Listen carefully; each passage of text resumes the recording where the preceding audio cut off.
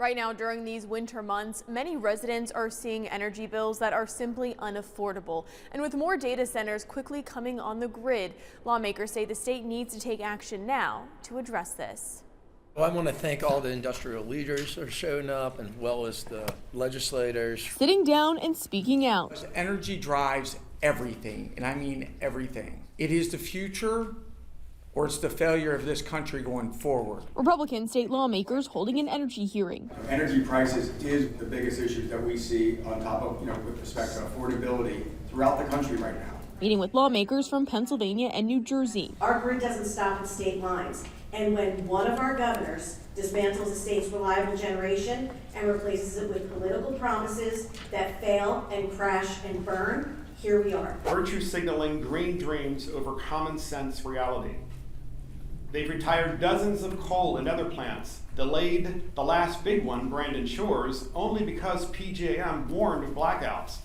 And now we're importing more power at premium prices while betting the farm on unreliable renewables that don't always show up when the wind dies or the sun sets. As residents feel the pressure with many winter bills through the roof and data centers quickly spreading. PJM has been warning for several years now about the prospects that parts of our region could run short on power during high periods of demand.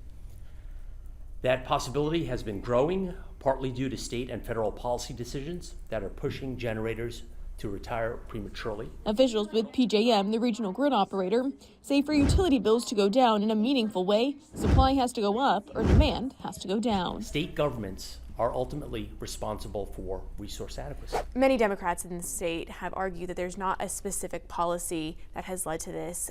What is your response to that, and can you point to any policies? There are no policies specifically you could point to, but when you take a look at the state collective policy basket, you do have to question whether or not the states are welcoming of thermal generation resources, for instance, natural gas resources. While lawmakers on both sides of the aisle agree nuclear is the future, it takes years to develop.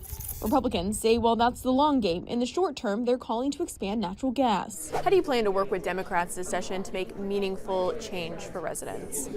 Well, I think everybody is hearing the concerns from residents, and that's the big thing. It's just a matter of the Democrats willing to do something. While Democrats have largely been focused on clean energy, even at the start of session, there's already some middle ground. What we have to do is increase Maryland's energy output at a lower cost to ensure energy affordability. Senate President Bill Ferguson acknowledging renewables are only a piece of the puzzle. Unfortunately, there's a reliability problem that does come with renewables. We need to have other sources that are reliable for base energy. And it's why improvements at the Calvert Cliffs facility for nuclear is going to be an important component as base load energy can be increased there.